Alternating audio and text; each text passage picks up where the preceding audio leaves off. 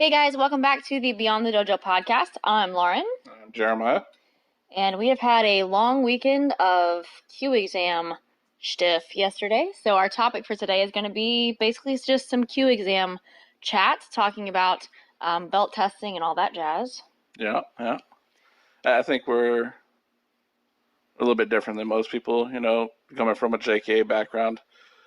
The Q exams are really scheduled every couple of months. I think it was every 3 to 4 months, sometimes every 6 months, depending on your rank. Yeah, well, except that this time we managed to So not have an exam for like 7 months. Hold up. I was trying to finish my statement, and my statement is this: we are definitely not that.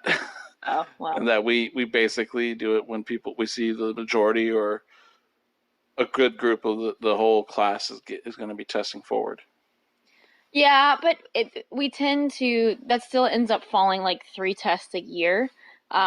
We in our old dojo we used to try to do That's one only been test. two tests a year so far. This is the first year we did 2. Every other year that we've been open, it's been 3 exams. But what we used to do in the old dojo was every 3 months, and that was like really tight because you have like we would have a test in December, and then try to squeeze another test at the beginning of the year, and like it got kind of that's crazy. ridiculous.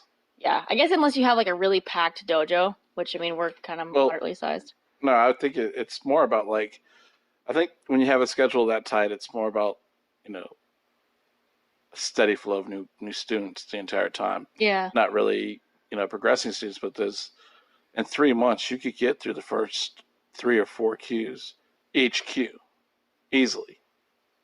So it'll take you 3 Qs to make 9th Q or 10 Q. 3 months? 3 months, yeah. Oh. It'll take you, what, 2 months, month and a half or so? That depends on the student. It depends on the age of the student. Average Joe. Yeah. Yeah, because I mean, we had some students that took this test and they've only been at the dojo for a month and a half. We have other students that took this test and they've been at the dojo for almost a year and they were taking the same test. Yeah, but the student that was there for years, I mean, let's be real, they're not really committed, they're not trying. There was one instance, one boy, he tries his hardest. He's gotten so much more athletic since he's been there, but it's just been a long road getting him to that point. We're not talking about the exceptions to the norm. We're talking about an average. Okay. Unless all our students are disabled or have learning disabilities, I don't think it's the average. I think the average is first couple of months you get like a lot of your first couple of Qs under your belt, I mean, first 2 Qs is hand shodan, right? Not in our dojo. We do hand shodan for 9th Q. Yeah. And then hand nidan for 8th Q. 8th Q, yeah. Okay. But either way, though, yeah. I mean, relatively quick compared to your 5th to 4th. Yeah, it's definitely a lot longer at that point. Yeah. So I guess frequency, would be just you have so many new students that you're having like tons of 10 Qs testing right off the bat. That's what I was trying to make. This exam, literally half of the students were 10 Q testing up. And that's something we're not even used to because we're both coming from a background that had students, a smaller population, but students that stayed longer with us. Mm-hmm. Not a higher turnover rate, Yeah, well, the Bushnell Dojo is relatively new, so we're kind of still establishing that footing. Yeah, like getting a big intermediate base and stuff. Yeah. But even the dojo that was established there before, the old dojo, it was relatively smaller groups since I've been around that dojo. Mm-hmm. So. Yeah. So let's talk about how we decide or how testing is done, like who is allowed to test. So I grew up that a test was scheduled and it was pretty much a free-for-all. Anybody who showed up to test was allowed to test for Q exams. How did you guys do it when you were coming up? In Japan, you're invited. Mm-hmm. Sensei will tell you yes or no. Mm-hmm. It's not really discreet either. It's in front of everybody. Yeah. So they'll go down the line and they'll call your name out. And if your name doesn't get called, you don't test. Mm-hmm. So you have to be really sure. Yeah. They gave me some leniency since I was a gaijin, since I was a foreigner. Mm-hmm. I'd ask them at the end of class also. Yeah. Just to make sure. Yeah. And they were pretty cool about that. But normally they wouldn't even repeat it. Yeah. You're there, you're not. Mm-hmm. So Gotcha. Yeah, and we kind of do the same thing where like, that's one thing I established whenever I became the manager of the dojo was I started asking students to test, and then we adopted that same policy with the new dojo. Is like, I ask you, or Jeremiah asks you specifically to test, like, hey, you're ready. Oh, no, you're not quite ready yet. And I mean, we do a mix. We do we'll do sometimes like in front of the whole class, and sometimes it's private. I think it just depends on. it depends on the crowd, Yeah. and the kids. But Uh, the good thing that I found, though, I mean, with asking, is you don't have to worry about any questions as right, to, yeah. exactly. I'll say this though: we invite adult students to do it, but we also give them the freedom to pass on the test. It just they have the understanding that eventually they're going to have to test. They can't have a white belt that's been there for 3 years. It's just. Yeah. But we give them the freedom when they want to, because it's more of a personal journey than most kids are there for either their parents are making them or they think they got certain goals in mind, and I think adults take a different approach. So Yeah. They're there for, for the journey, basically. the cool stuff. Yeah, yeah, Right. Yeah. Well, okay. So with adults, we let them test whenever. Um, let's kind of backtrack a little bit here. So with kids, we have our our normal in quotes age kids like 6 and above that we'll allow to test. One thing that I've been a little bit of a stickler of with our younger kids, like 4 and 5 year olds class, is like we can't get far enough along to even remotely touch the syllabus. So I personally don't introduce any kind of intermediary testing, I guess. Like, I know some dojos do that because they want to give them goals to strive for. They think that they'll train harder if they start giving them small rewards. And I kind of get that. But then my fear from my experience, it creates almost like an entitled-ish mindset, and kids only train for the reward and not for the inherent. Right. I also think benefits. that you have to be true to who you are. So if you're a dojo that doesn't do that throughout the entire age range and status or rank, Yeah. where you're constantly rewarding every little thing, then I think it's wrong. Yeah, that's true. But if you are going to be that way, and that's your whole like business model or dojo model, then consistency is more important than anything else. Yeah. So what he's saying is like if you have a 4 and 5 year old and you're the first thing you do is you're constantly like giving them a rank in quotes reward, like giving them some kind of a stripe on their belt for behavior, and then all of a sudden they go up to the regular, like one of the older kids classes, and it's not like that anymore. They're like, why did the class change? Why did the focus change? What does this mean? What are these weird things on my belt where everybody else doesn't have that? Yeah. Yeah, it can be taken in many ways, right? Yeah. I think it's just more about consistency when it comes to reward and stuff like that. Yeah. I don't believe in the reward everything though. So yeah. That being said, we only invite our students when we believe they've achieved the next ranked status or standard. Yeah. So sometimes it's every 3 months, sometimes every 4 or 5 months. Not like we said before, the last one was every 7 months ago. Yeah. It all depends on how they progress. I will also say, though, the ones that progress faster, we just continue to let them progress, and they'll take multiple tests at one time. Yeah, well, kind of. I mean, they're testing up through multiple ranks, but it's one exam. So I have actually heard of dojos that literally do that, where they take more than one test. So, like, I've heard of a dojo that their student was testing for Shodan. They had to do an exam for every single rank, and so if anything was repetitive or anything like that, they had to repeat it. They had to do all of it over again. They had to do every single exam and every single kata and all of it. And the exam took them like 2 or 3 hours to get through, which is like, I don't know. I guess if you're a judge, I kind of feel like you should be able to see the ability of the student, them doing one syllabus, not 10. Yeah, that's why we don't do that. Anyway, okay. Let's be real. Yeah. So preparation for exams. All right. So anytime you do syllabus work, I refer to it as the answers to the test. That we give the answers to the student, and all they need to do is perform on the day given. But we also tell the students' parents to bring as many friends and family to make it high pressure. Yeah. To us, it's more important to see how a person responds under pressure than in the perfect setting. Mm-hmm. So, So what's interesting to me is like the whole idea of a syllabus, because when I was coming up, we weren't an affiliated dojo, so we had a hard time like sticking to a specific syllabus, yeah. and we never really trained that way. Like we did techniques in class, but then we would be on our exam, and sometimes things didn't weren't really that consistent, and that was kind of a complaint that we would sometimes have. But um, you know, so we didn't really know what we were looking for going into it. But what we try to do with our students is, like Jeremiah said, we're giving them the answers to the test and we're drilling it over and over again. And we tend to take, honestly, like an entire month yeah, before the test. I think it's a perfect time for 2 classes a week. Yeah. You know. And then like kids and students and adult students, they miss classes. So you don't have the chance to actually walk through the syllabus with them Right. every single time. So, you know, what it normally does for me as a teacher is I'll start teaching them, we're walking through the syllabus, and then sometimes I'll realize, oh crap, this is on their next syllabus and I haven't taught it to them yet. And it's usually something like I try to spread out when certain techniques are supposed to be on the exam, so they don't have everything on their first test. Right. Like they'll do front kick and side snap kick on their first exam, which I should spread that out too.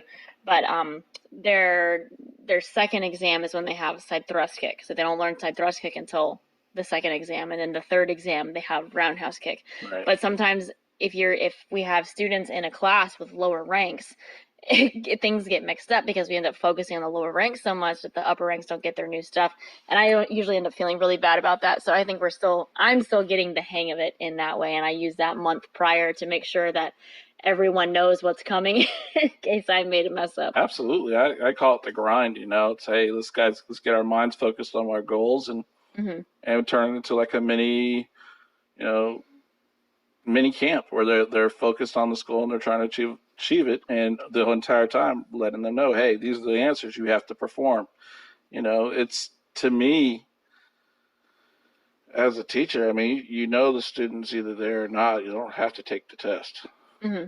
I mean, let's be real. If they're there or not. They know the material or not, if they can perform it or not. It's the action of doing it under pressure that we ultimately want to see. Yeah, yeah. And that can't be reproduced. So, yeah.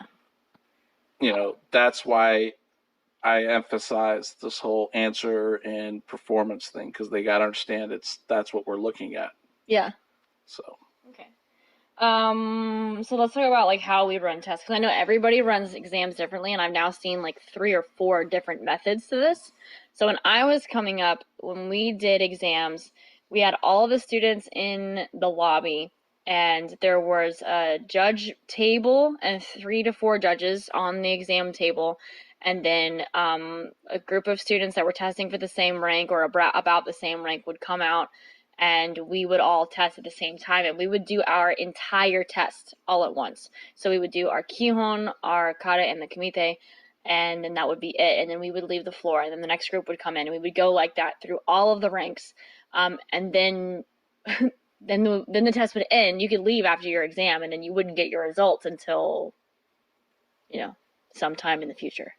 So that was how I came up. How did you guys used to do exams? In Japan, all right, so the kids' classes in Japan were huge. They're, on an average 20 to 30 kids on the floor any given night.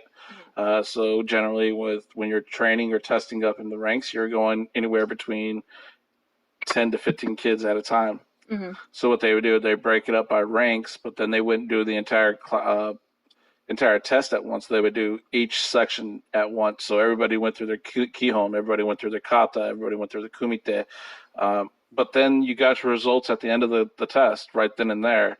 And it was generally just a after test dinner where, the booster club would make dinner downstairs and we'd eat it together. Mm-hmm. So it was a planned out all day event in Japan. Oh, wow. You get there about 12 o'clock and wouldn't leave until 5. Holy cow, yeah. Yeah, and it was because we trained for 2 hours and then we tested and then we'd have dinner. Yeah. So it was a big event, but at the same time, a larger dojo, well-established booster club. So yeah. Well, so one very interesting method we've seen recently is our friend Zach in Nashville. We helped him out with an exam over the summer, and we did 2 tables or 3 tables? 2 tables. It was 2 tables. So then one of his black belts and I sat on one table, and then he and Jeremiah sat on the other table. And so the students would come through to our table. They would go like in their ranking groups, I guess, or like 3 people at a time, and we would judge their kihon. So the 2 of us were the judges of the kihon. We would write down our thoughts, and then they would go to the next table, the next station, and then we would just pass along their judge cards, and then they did kata with you guys, right? So then you guys would judge kata, and then we were just bussing them through like an assembly line. And then how did they do kihon kumite? They would do the same idea, but instead of having designated tables, they would just whoever showed up. So if one group was doing Kihon Kumite at your table, the next group would do it at ours. Okay, so we just went group to group instead of back and forth. So I thought that was really interesting. Yeah. But what we do in our dojos now is we split them into groups by rank. Yeah. And then we try to keep it rolling so that everybody is somewhat active throughout the entire exam. Which once we have we had a really big exam yesterday, so that was kind of difficult because there were so many. But they go through all their kihon first, so each group kihon, and then leave, kihon, leave, and then kata, every individual person. So they're going as a group for kihon, by themselves for kata, which takes forever, and letting them go all the way through. And then if they have white belts that mess up, we do allow them a second chance because we're nice people, but after that, it's kind of iffy. Disclaimer, when she says really big Q test, for us, that's like 30 kids, 30 students. Yeah, that's big for us. Yeah, I know some of y'all are thinking like hundreds and all that, and I know we're just small timers, so disclaimer, that's big for us. So. It was about 50% of our dojo population, so I think it's big. Yeah. But then they all do Kihon Kumite at the end, kind of at the same time. So like all of the 5-step Kihon Kumite people, all of them are out on the floor at the same time. So that's a lot of students, and then they all go away, and then 1-step comes out, and we're gonna make some adjustments to our syllabus, but we're gonna do 1-step people at the same time, and then the 1-step semi-free. Yep. Which So basically, I think our dojo emphasizes the ability to do kumite more towards the intermediate and advanced ranks than it is at the beginning. At the beginning, it's just get your hands in the right place, kind of do the right thing. Yeah. You don't have to be very specific about that. Give them something else to be nervous about. Yeah. Basically. Yeah, I had to be the partner for the 1-step semi-free yesterday, the Juipon, and I knew going into it, I was like, he's nervous. I know he's gonna hurt me. I know he's going to, and I'll be darned if I didn't roundhouse kick and he just threw up some crazy weird block into my toes and hyperextended all my toes. They don't feel so great today. So anyway, we got to start doing a better job at getting assistance there on the exam. Okay, so now the important question: the importance of holding exams. You want to go first? I think it's a goal. It's a goal-oriented thing. It's a reward. It's a great measuring stick. Yeah. And it's a maturity test too. You know, to perform under pressure, like we said before. But also, if you fail. Yeah. Simple as that. How do you handle that, and how do you go back to the dojo and train with the same people you just trained with, and knowing that you didn't do well? Mm-hmm. That to me is the maturity of karate, and how to be humble when you're successful, because you have to be humble when you're not. Yeah. So I think it's really important to always test anything. Mm-hmm. I don't believe, I'm not a constant tester, but at the same time, you have to have a scheduled kind of routine where you do test yourself somehow, some way. Mm-hmm. Either it be Q tests or Dan tests. It also could be tournaments, anything like that. So I firmly believe in that. I think it's important. Yep. It really exposes what you can and cannot do, what your real karate is. So, gotcha. Yeah, I feel the same way. I feel like if we are trying to develop karateka that continue on forever, which in most cases they don't, but in case they do, if we're trying to get them to continue along the journey, maybe the best way to do that is to be like, okay, so your goal is to improve your karate to this point at this point in your karate career, and then your goal is to improve your karate to this point and to this point. So because we're focusing on a skill and not the actual rank, the only thing that we talk about with the rank is like your responsibility to the dojo at that point, or to your peers. Yeah. But we're emphasizing like skill development. And so giving them those skills to get better at, I think will help them once they're past like Shodan level, and when the time span between Dan ranks, or if they ever test again, is very vast. If they can make it continue to focus on skill development, then they'll actually have something to shoot for, and they won't feel like they're totally lost or grasping at straws. I think that would be a very great thing to develop. But to being able to go through the character development also of like getting yourself ready. We prepare for an entire month ahead of time. They get all psyched up for this exam. We had 30 students on the floor yesterday. We had so many, well, actually it wasn't quite 30, but we had so many white belts, and they were just really nervous, and they were kind of feeding off of each other's nervous energy. I had one girl that is very shy. She comes to one of our smaller classes. She came and she was just overwhelmed by the number of students and parents. I mean, there had to have been 50 or 60 people in the building. She was terrified, and she's crying. So I'm like consoling her, like, hey, it's going to be okay. You just have to go out and practice. What was really cool, though, was that once we started that exam, she got out there and she was like, oh, this is just the stuff that I've practiced. If I can just do the thing that I've practiced in class, it'll be okay. And she did great. She had a great exam, and she passed. Oh, yeah. So getting past that point, but then also, like Jeremiah said, the failure. We try to minimize the number of students that fail the exam by simply not just allowing a free-for-all, by specifically asking specific students to test. And the reason that we ask them to test is because they've shown us in class that they have the physical capability and the mental and emotional capability to be able to test. Because sometimes like especially the younger students, the kids, they'll be little jerks in class, and we don't want little jerks going up and ranking class if we can help it. So yesterday was the first time I ever failed any students. We've given probably 10 or 12 exams since we've been open, and we actually had to fail some students yesterday. We had to fail 4 of them, and what it came down to was not a comparison game with other students, but it was basically like we have a standard for what you're supposed to perform on the exam, and you weren't able to do, not like it well, but you weren't able to like literally hit the standard. So like there was a boy testing for green belt, that's 5th Q in our dojo. Yeah. He didn't complete his techniques. He did the techniques correctly, but they weren't completed. He had more combos in his Q test, and he was blowing through the first techniques of the combo. Yeah, every time. It's a very common thing that most intermediate karateka do, and we have talked about it in class, and he continued to do it in the test. So he knew beforehand if he did that, that we were not going to pass him. Yeah, and then there was 2 other students that couldn't make it through the ricotas. There was another student that got messed up with the coordination, and we presented the results to everyone in front of the whole class, and I said, if you don't call your name, come and see me afterwards. So I spoke with those students privately. Nobody even realized that this even happened.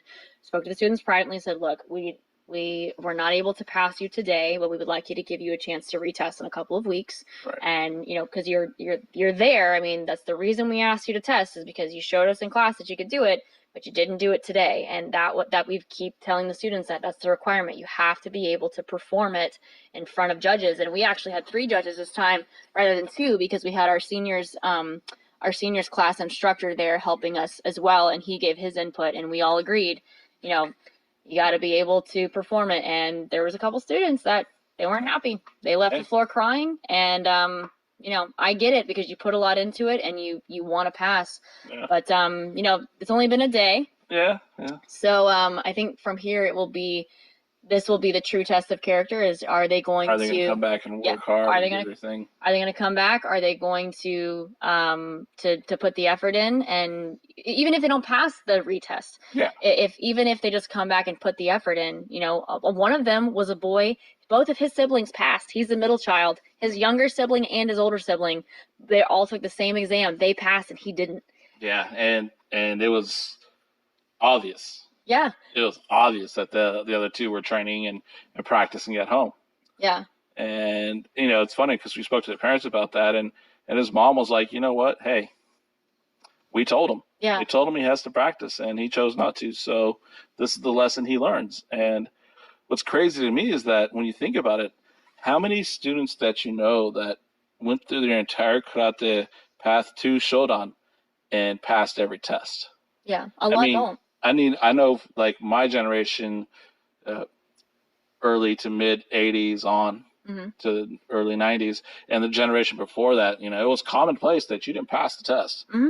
And I don't know, I just always felt like it was part of the coming of age in a sense. Yeah. To learn to To fail. learn to fail, learn how to handle failure. Yeah. What's You funny know? is like, we talked about even other ways. We talked about tournaments before, completely bombing out at a tournament first Yeah. round. Like that is like really big time failure. So like, I think karate has those failing moments for you. Oh shoot.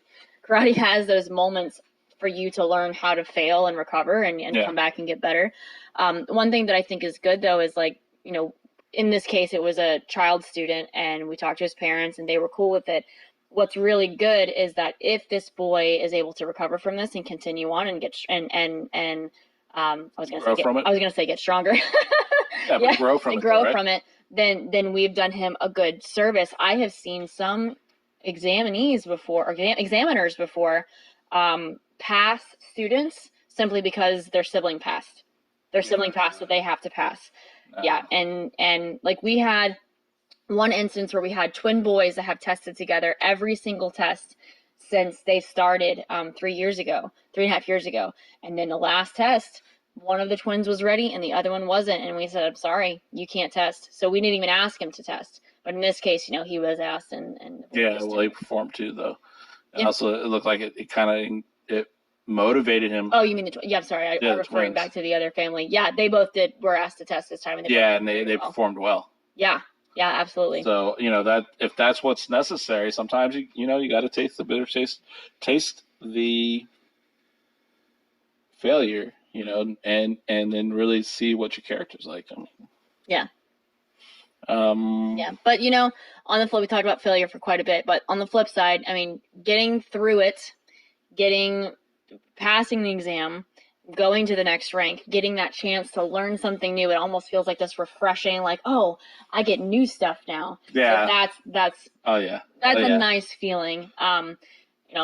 We're long gone from all of that niceness. We don't get to feel good about our karate anymore. But at least the young students get the chance. Well, I mean the lower rank students get a chance to feel that and get this like refreshing new I'm gonna brag on us a little bit, man. One of the highlights of the bell tests and going through all that for the students, I feel like is the class following the test, because that's the day we teach the new katas. So whoever passes gets to learn their new kata, and it's hilarious it's not hilarious. It's heartwarming for me to see how much these kids light up to learn something new in karate. Yeah. And it's cool because we don't give out new information. We make them work on what we give them, and that's it. Mm-hmm. And I guess it's a sign to show that I feel like we're doing the right thing when our goal is to create lifelong karateka or even just better people. Yeah. So. Yeah. I will make one small point. There are times where, though, we have students that will test and we'll be like, you know what? You passed by the skin of your teeth.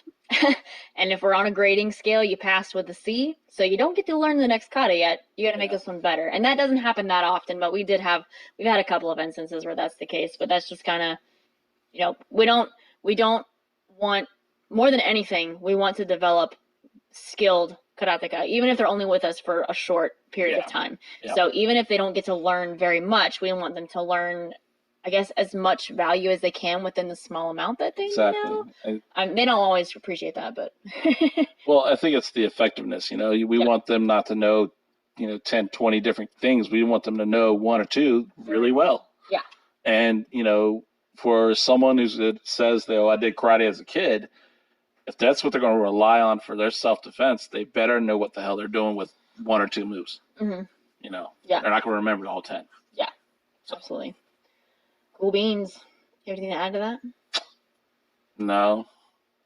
All right. Well, we really focused on Q ranks. Yeah. What is your opinions on Dan ranking? And Dan tests. Dun dun dun. Yeah, the real political question now. Okay. In what part of it? Like what the requirements are, how that should go. Well, what is your opinion on the emphasis of standards as the Dan ranks go up? Oh, There's a trend right now where you're watching a lot of some of the organizations are rewarding Dan ranking for, you know, karate experience and time on the floor and karate, technique or ability. And, back in the day it was purely just ability. mm. So I'm wondering what's your opinion on that and how you see that. Okay, so I have a couple opinions on both of this because we talked about this actually in relation to Q ranks as well. Okay. So I feel like if you're going to use an examining structure or some kind of development structure, it needs to be structured. It should not be subjective. It needs to be as objective as possible, or it's not fair. And if you want to, I'm not saying that, I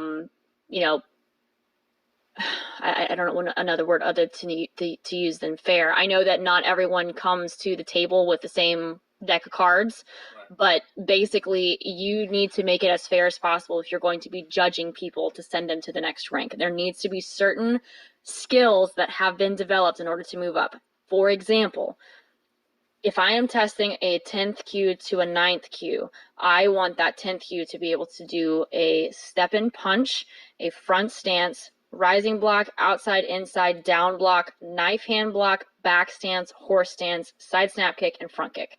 If they can do those basic techniques, they can get through Heian Shodan, and I can tell that it's Heian Shodan, I will probably send them to 9th Q. But from there, it starts refinement. And then I have certain things I expect by certain ranks, like where hip rotation is being introduced, where back leg drive is being introduced. So I think once you get to like Shodan level, all those things you've been developing up to that point are supposed to pretty much be under control.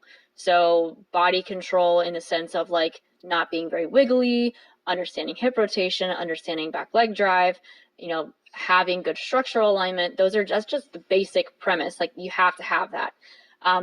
For me, it's a little bit wishy-washy once you get up past Shodan because I personally haven't had a lot of exposure to other Dan like ranking expectations.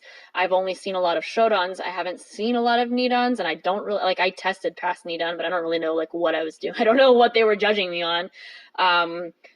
But I can look at someone and be like, you're testing for a higher level Dan rank, but you're not doing things that a Shodan should be doing. That sounds judgmental, but if there is an objective standard, you need to apply the objective standard, even if it hurts people's feelings, because you are still in the field of character and skill development. If you're going to be using an exam, it's for character and skill development. And if you want to develop good karate, then you need to be using an objective measure to do that. And if people don't reach that objective measure, you say, you know what, you didn't pass this time. You don't have to be a jerk about it. You don't have to be mean and be like, well, you suck at life and I hate your character and I hate everything about you. You can be nice about it, but like, look, you didn't meet these standards. Go and fix these specific things and come back in a year or whenever I'm here again, and then we'll try again. There's nothing wrong with that. Yeah. I will say this. When it goes to Dan ranking, mm-hmm. I feel like if you are already a Shodan, mm-hmm. that is the minimum standard required. For what? For Dan rankings. That is the minimum standard. Okay. So anything above that, Nidan, Sandan, whatever, mm-hmm. you have to show some improvement from Shodan. You can't just be Shodan technique and claim to have a 7th Dan understanding. Mm-hmm. It doesn't work that way. Your understanding will reveal in your technique. So that being said, you have to do what you say. Okay. In that sense.